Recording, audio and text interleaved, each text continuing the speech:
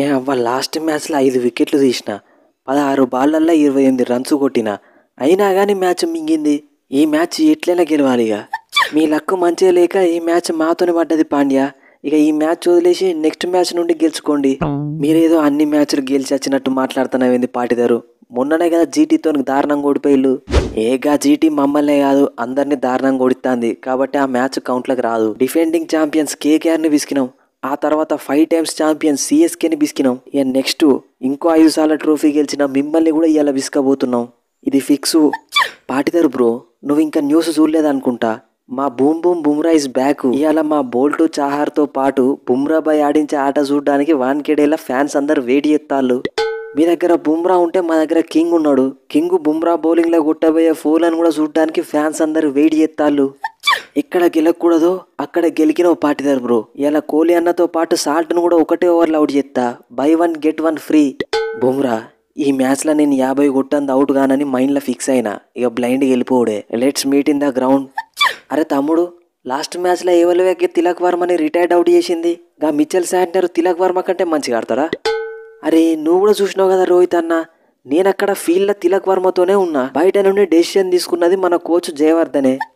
ఆయన ఇది football match అనుకుంటాడో cricket match అనుకుంటాడో ఆయనకే తెలియాలి. ఇక ఎనీవే ఇంకోసారి ఇట్లాంటి బిగినర్ మిస్టేక్స్ చేయకండి. రోహిత్ అన్న, ఇక కోహ్లీ అన్న మైండ్లో ఫిక్స్ అయ్యి బ్లైండ్కి వెళ్ళిపోతాడట. ఎన్ని మ్యాచ్లు మన స్కై ఒక్కడే రన్స్ కొడతాడు, ఈ మ్యాచ్లో నువ్వు కూడా కొట్టాలి. అందుకే తమ్ముడు, ఈ మ్యాచ్లో రన్స్ కొట్టాలనే మొన్నటి మ్యాచ్ అట్లా బ్రేక్ ఇచ్చిన. చూడు అలా హిట్ మ్యాన్ ఆడించే ఆట ఎట్లుంటుందో. మీ దగ్గర బుమ్రా ఉంటే మా దగ్గర భూవీ ఉన్నాడు. మీ దగ్గర బోల్ట్ ఉంటే మా దగ్గర హెజల్వుడ్ ఉన్నాడు. మీ దగ్గర చాహర్ ఉంటే మా దగ్గర యశ్ దయాల్ ఉన్నాడు. తగ్గేదేలే. మా టీంలో నేనున్నా ఆల్రౌండర్ని. మీ టీంలో ఎవరు ఉన్నారు? మా టీంలో మీ అన్న ఉన్నాడు బ్రో. మా అన్న వట్టిదే, నన్ను చూస్తేనే సగం భయపడతాడు. ఇంత పెద్ద మాట అన్నావు తమ్ముడు. తమ్ముడివి నీకే అంత ఆట వస్తే అన్నని నాకెంత ఆట రావాలి? ఈ మ్యాచ్లో ప్లేయర్ ఆఫ్ ద మ్యాచ్ నేనే. ఫిక్స్ అయిపో. 3 మ్యాచ్లు ఓడిపోయినావన్నా. నువ్వు ఎప్పుడు ఎట్లీ సిరిమింగుతావో తెలియదు. కొంచెం చూసే రాదు బౌలింగు. తమ్ముడే పేకాటే. ఈ మ్యాచ్లో నన్ను ఎవ్వరు ఆపలేరు. నో బడీ కెన్ స్టాప్ మీ.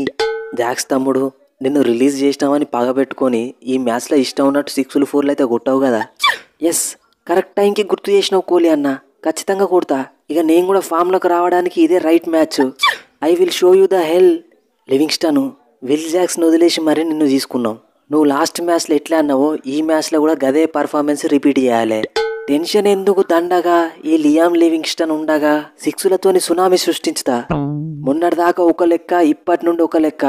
ఇప్పటి నుండి ఈ ముంబై టీంను చూస్తే మిగిలిన టీంలన్నీ వనకాలే. ఆట ఆర్సీబీతోనే ఆరంభిస్తాం. అంతే అంటావా? అది కూడా చూద్దాం. Let's meet in the ground. So friends, ఈ స్పూఫ్ కనుక మీకు నచ్చితే మన ఛానల్ని సబ్స్క్రైబ్ చేసుకోవడం మర్చిపోకండి.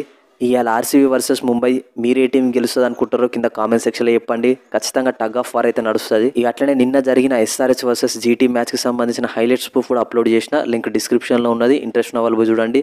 నెక్స్ట్ వీడియోలో మళ్ళీ కలుద్దాం. Thanks for your love and support.